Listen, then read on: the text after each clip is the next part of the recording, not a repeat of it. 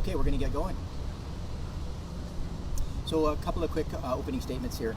My name is Eric Thompson, and I am an information officer with the Regional District of Okanagan, Similkameen, and the Emergency Operations Center.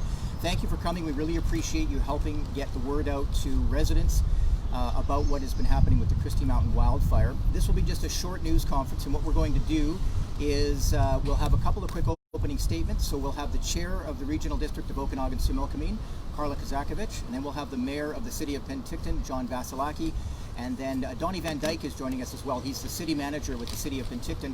So all three of our guests will make an opening statement, and then we'll be available for question and answer. So if you have any questions specifically for one of our guests, we invite you to just direct that to them. We'll ask them to step in front of the podium though, so that we can make sure we have good audio. We are trying to maintain physical distancing here today. So again, before we get started, I did want to make a couple of quick comments. I was speaking earlier with the reception center.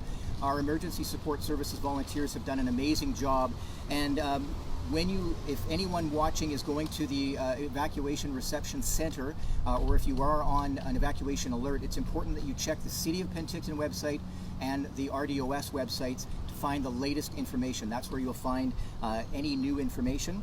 Also, any evacuees out there who may be staying in motorhomes and parking on city streets, or in the RDOS, if you can put a sign in the window of your recreational vehicle, it will help bylaw and others know that you are in fact an evacuee. So we would really appreciate that.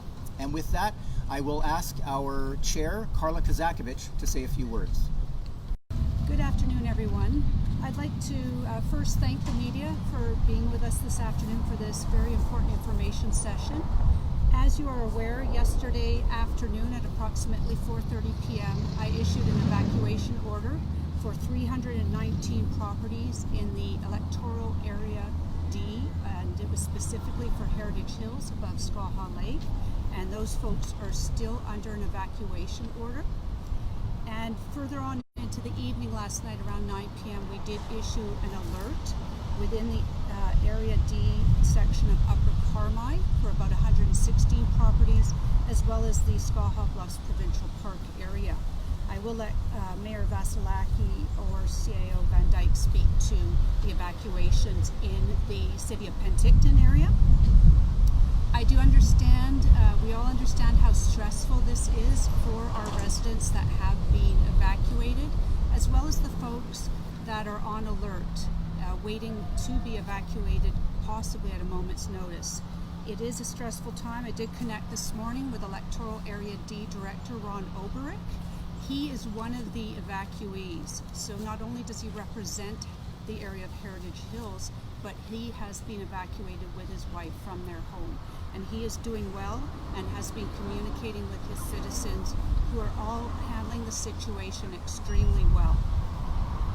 Plans are in place to protect life and homes, and there are many people to thank from what's been happening from yesterday, late afternoon, right through the night, and still happening today. And that's starting with BC Wildfire. They are the lead agency on this Christie Mountain firefight, and Okanagan Falls Fire Department has been the lead fire department, and they've had a huge amount of support, mutual aid support from our municipal and rural fire departments throughout the region have all been coming in and helping starting yesterday late afternoon.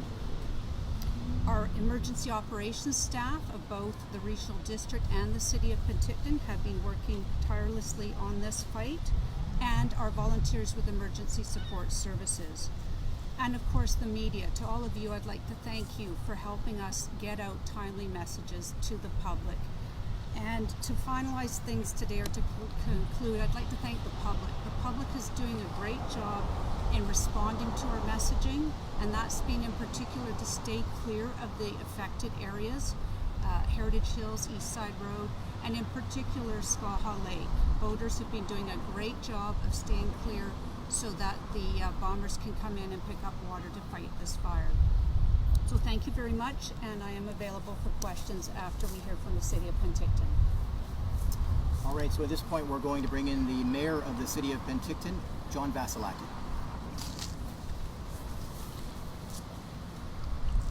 Good afternoon, and thank you for joining us today, especially the media. There's a lot of you here, so please get the right message out there so we can keep our citizens safe. I would like to give you a quick update on the emergency as it relates to the city of Penticton. We first became aware of the fire during a council meeting yesterday afternoon. The city initially offered its support to the RDOS. However, the fire grew. We then activated our own emergency operations center here in Penticton, and it's fully staffed by staff from the city of Penticton. Last night we issued an evacuation alert for 3,700 properties in the southeast portion of the city. This alert remains in effect today. We are advising all residents in the evacuation areas to take measures to prepare themselves, and in the event of evacuation order is given, to be ready to leave their property quickly. The city and our region are currently receiving good support from the provincial and our partners to manage and suppress the wildfire. I want to take a moment to express my sincere appreciation to our fellow local governments who have provided additional firefighters to support the response. Our city staff have also been in touch with Interior Health officials to discuss their plans and procedures, particularly as they relate to COVID-19, and the procedures that would need to be followed should evacuation order occurs.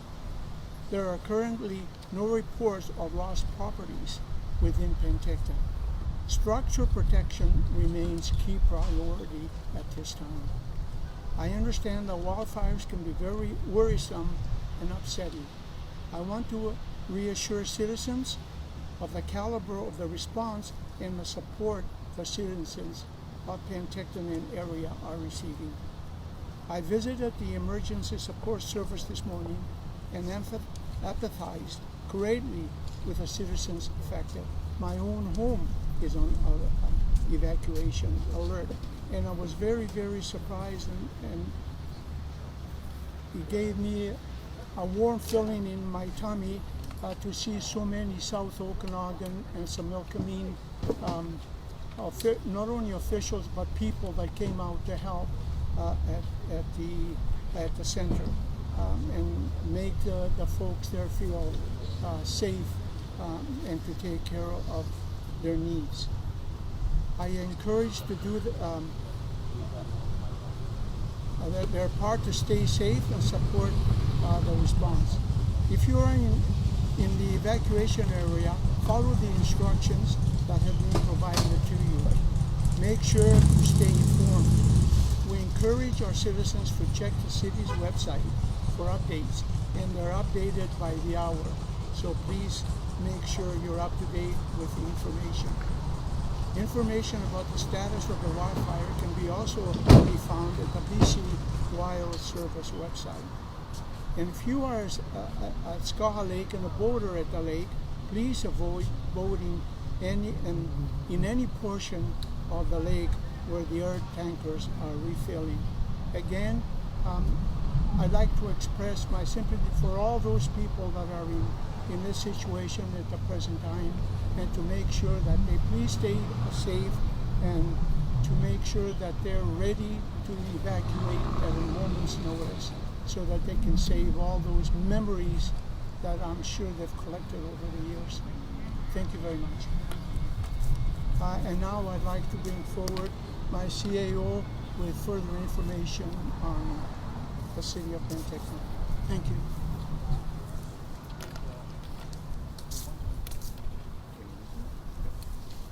Good day, everyone. Donnie Van Dyke with the City of Penticton. I'm the city manager working for the mayor and council. Also happen to be the Emergency Operations Center director for the city. As the mayor stated, at 7:30 last night, the city brought forth its own Emergency Operations Center after working most of the afternoon in very close quarters with the Regional District Operations Center, Emergency Operations Center. Shortly thereafter, we started to ensure that critical infrastructure was available and protected. That included manning our water treatment plant so that around the clock, commencing last evening, to ensure that any available water that was required was available.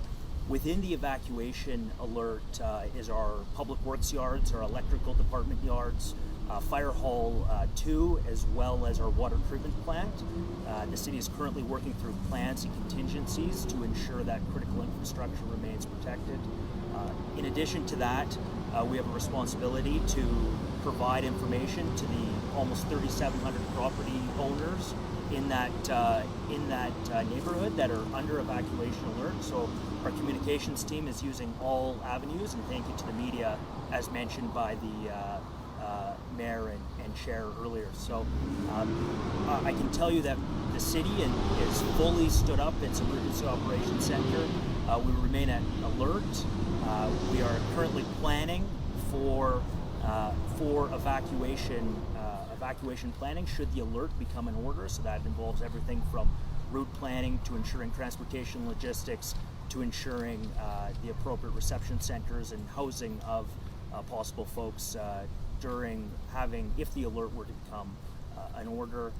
Again, we remain committed to communicating with all of you, and I just want to thank the regional district staff that's been great in coordinating with us, the BC Wildfire Service that has been exceptional in their communications and efforts, and note that there are many more, be it Interior Health, be it the Ministry of Transportation, that are all working in close collaboration, as well as our friends at the Penticton Indian Band. So it's been a team effort this far. I think there are longer days ahead of us still, and we continue to receive almost hourly updates on the state of the fire and the situation generally. So thank you very much.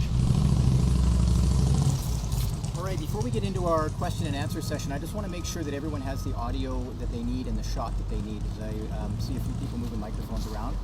If everyone's good to go, I think what we'll do is, if you don't mind, we'll start with the chair of the Regional District of Okanagan Similkameen. Unless you had specific questions for any one of our three guests, we'll start with the chair, give you an opportunity to ask her a few questions, and then we'll cycle through, I think, the same way, just again to try and keep that physical distancing, if you don't mind.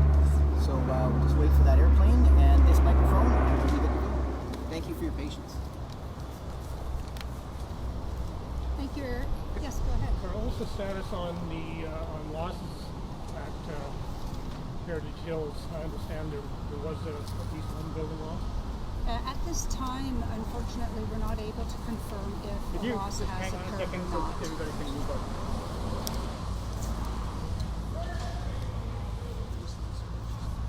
At this time, we are not able to confirm if a loss has occurred. So we're still waiting to receive confirmation if that did happen or not. I can show you a picture if you'd like. Does that help? Can you confirm anything now? No, not until I receive more information. Did you have more? Yeah, I'd be Eric? happy to step in on that. What's happened here is that there is a media report regarding a structure, and we can't confirm because the homeowner has not been contacted.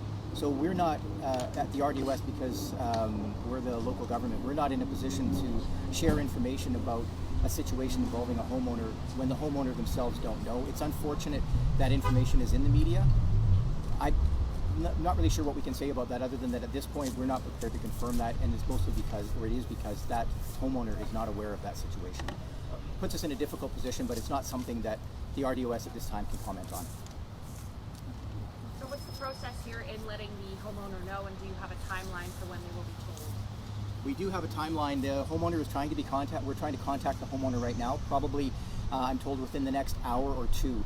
It's been ongoing throughout the morning. And again, it puts us in a difficult position because you don't want to start sharing information about someone's property if that property owner doesn't know. But as soon as that happens, we will absolutely let the media know. We're hoping that will happen within the next hour, and I hope you can appreciate the sensitivity of this issue. So you can tell us you're trying to contact a homeowner at Absolutely. this point. You're not trying to contact homeowners, plural. Correct. Can you talk about the fire, the structure protection going on in the RDOS? It's been a lot of effort. I see a lot of different fire departments working on protecting structures. How difficult do you think is that to go with? Well, Stand for the mic. sorry, BC Wildfire is the lead on this, so we are supporting them, and the Okanagan Falls Fire Department was their first fire department in response because it is in their district. And we do have mutual aid agreements throughout the regional district, so we've had strong support from all of our municipal and rural fire departments throughout the whole regional district. So throughout the night we have had different departments showing up to help out and let others leave and have a break, and that will continue to keep happening throughout the day and until this fire is under control. If there is an order for people to leave, we've already spoken to one homeowner who says that he would not abide by that even if it came down. What's the procedure, or what happens if somebody decides to stay at their property despite an order? I can jump in on that. I think at this point what I might do is invite Donnie Van Dyke, the city manager. He deals a little more closely with that type of situation, but what I can tell you from my perspective being in the Emergency Operations Center, you cannot force someone to leave their home unless they're a minor.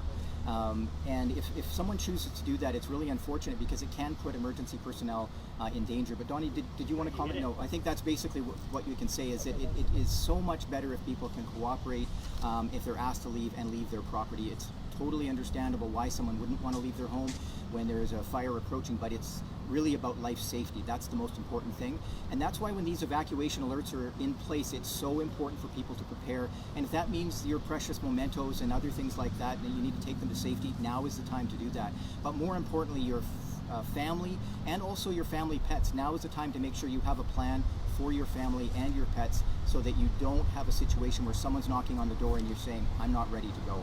And at this point, I think I'm going to ask, just in the interest of time, I'm going to ask the mayor of Penticton to step in if you have any. Can you talk about how the evacuation order was different under COVID than it was? I can say that there's nothing different in the order being issued. The order is the same as it would be with any other fire evacuation order. What is different is that where folks are going to register and check in, there's some challenges because of COVID to ensure that people are still social distancing, that they're distancing while they're showing up to check in, and that they maintain that distance while they're in the registration center. So that is an impact, but it has been going exceptionally well. Does it change where people are staying while they're evacuated? Many people have found places to stay with family and friends, and if they are comfortable in doing so, then they can go ahead and do that. The Emergency Support Services team has continued to look for hotel accommodations, places where people can go stay. It does change where you may group people in large numbers in order to have them spread out within an evacuation center. Did you have anything further, Eric? I think it's really important. That's an important question because there is a website you can go to. It's called ess.gov.bc.ca. It's basically a provincial portal where you can pre-register for emergency support services, and what that'll do is expedite the process. So if you're under an evacuation alert, then you're already registered, and that can save you waiting in a lineup and going to the reception center. It can also mean that you can get electronic services provided to you. So say, for example, a family member wants to go and stay with family outside of the area, but they're already registered. Now they can access some of those services that might be available to them. It's also a nice way for family and friends who are trying to locate them to know that they have registered and they're safe. I know it sort of relates to the fire, but we don't have the fire service here to speak to. Obviously, there's the activity in the fire and the proximity to homes is what goes together to decide whether or not to do an evacuation order or an alert. Obviously, that threat level was at a certain point when these orders were put into place. What have you heard since as to whether or not that threat is intensifying or whether it is easing? Difficult to comment on that because that is in the domain of the BC Wildfire Service and all the other firefighters and firefighting agencies that are working on this.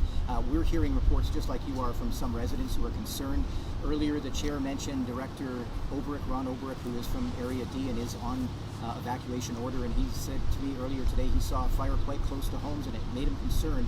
But at this point, that's why those structural protection units are in place, is to prevent any loss of structures and, of course, more importantly, protect the safety of people living there. How badly has the communications issues with the regional district in the last week or two affected your ability to respond to this? We've, I think, done quite well. I would like to think we have. We've been working closely with the city of Penticton. We had an attempted ransomware attack last week. That knocked out our systems. Our systems are still challenged. As soon as that happened, we contacted the city of Penticton and said, we may need some help. So we've been working together to try to get information out. We've been going in front of the media a lot. I myself have been in front of the media a lot today for that purpose, to make sure that the information's getting out. If we're having any digital difficulties, that we're getting beyond that. I'd like to think we're doing well, but I'm sure if we're not, you'll let us know and we'll try and fix it immediately. But for the most part, we've made the adjustments we need to. Is that part of the problem, contacting the owner of the rumored destroyed house?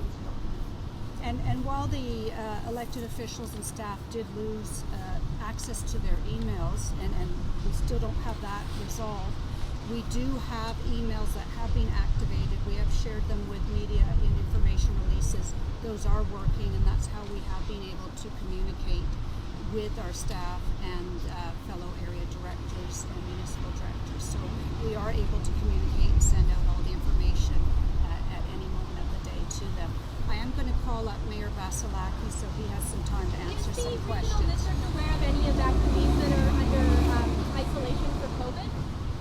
We are not aware of anyone that is experiencing COVID. Did you have? We have not heard anything about that, and all those procedures are in place, and they're very rigorous at the reception center. Anyone who does attend the reception center who has any questions about that should contact 811 first, and that isn't an issue for interior health. They would be stepping in right away if there was any issues. We have not heard of any. The reports we're getting from the reception center, in fact, are that everyone's really COVID compliant and that it's going well as far as we know. Oh, but in terms of, do you know if anyone who's been forced out of their homes is self-isolating from COVID? We have not heard that information at all. No. What if that was someone's case? What does happen? What does that person? Well, again, they would need to contact 811 to start with, or Interior Health directly, and it would be an Interior Health issue. They would have to step in to decide what the situation was, and there is a lot in place. I don't have the details on specifically how that would work, and it's a bit of a guessing game as far as the different scenarios, but let's say procedures are in place to ensure the safety of anyone else who is in the reception center. One more question. Do you want to come up?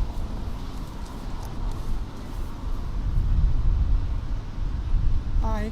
I see city staff and regional district staff, they're distancing themselves, but the media isn't, and we've been getting some reports that the media is not distancing. We're not following a 6 foot, have a 6 foot distance. So please try to abide by the regulations. Thank you. Okay. Mayor, you're under an evacuation alert. How are you feeling right now? Not happy. I can tell you that. My wife is concerned.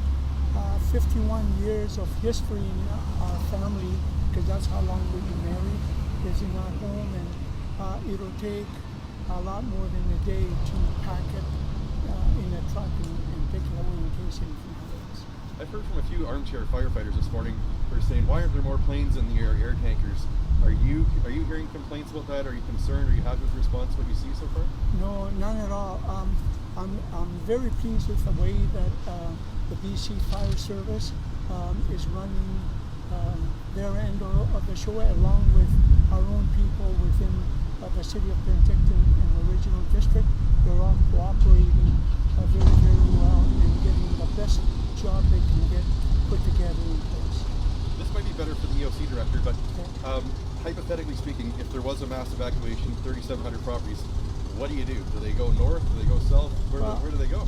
I'll tell you, and I can speak on this. As in previous year, we have one of the largest convention centers outside of Vancouver, and it holds hundreds of beds. There's enough room there so we can space personnel and people apart. If we have to, we'll put it back into service and they can all move into that area. You can fit 3,700 No, people. we can't. What about the rest But of them? there's a good start there. What about the rest of them? But a lot of the folks that live in Penticton have relatives and friends that a lot of them will probably be going to. I was offered at home by MLA Dan Ashton to move into his mother's home in case I had to be evacuated. So I'm taken care of. I'm sure a lot of the other folks will be as well. You want to add any clarity, Donnie? Because that's not totally reassuring. Yeah, no, absolutely. John, I'll let you social distance appropriately. Thanks, Joe. So we've already been in contact with the District of Summerland, my peer there, Mr. Haddad, and he sent over a list of facilities in addition to the Trin Convention Center, the SOEC, and the 2 other ice rinks that are available at that center, although a couple of them do have ice in them. But in addition to that, we have ESS working on hotel rooms all the way north of Salmon Arm, and making arrangements to understand availability, and rest assured that should an evacuation order occur, we will have the ability to evacuate and put roofs over people. It may be a bit, may not be as close to home as we'd like, especially with COVID-19 protocols. I should also note, and it was mentioned earlier, Interior Health has been proactive in reaching out to our Emergency Operations Center, and I'm sure the RDOS one as well, to share detailed COVID-19 protocols. In addition, our staff have built that into a lot of our plans, and those are being followed and implemented in addition to many of the other emergency protocols. So. Of the 110 who registered last night, did any of them require lodgings, and where did they stay? I couldn't speak to that because the city was not under evacuation order. Would look to the regional district to provide that information. Regional district, anybody? Kirk, do you have those numbers? On lodging? Yeah, I haven't had a chance to speak with the Emergency Support Services personnel on where they're staying. We do know that they're basically hotels in the area. I've heard that TOTA has contacted the regional district and I believe the city of Penticton to provide any support they can with hotels in the region, including Kelowna. You know the numbers though? How many? We have 110, I believe, right now. There's an information release we just circulated. That says registered. How many actually required lodging though? We don't know that number. Sorry, I missed the early part of that question. Okay. Yeah. 110 people or 110 homes? I understand it was 110 people who had registered for emergency support services. Yeah. And again, that ESS email address, or the website rather, ess.gov.bc.ca, that's really important now because we're talking about almost 3,700 people who are on evacuation alert. And if any part of that should become an order, and there's no indication that it will, but that could change things very rapidly. So pre-registering is really important, and making those plans for family, pets, and any belongings is really important. So I think with that, we'll probably wrap it up. We do really appreciate the media helping get the word out, both here in Penticton and around the area, including the Lower Mainland. So thank you very much, and thank you for coming today.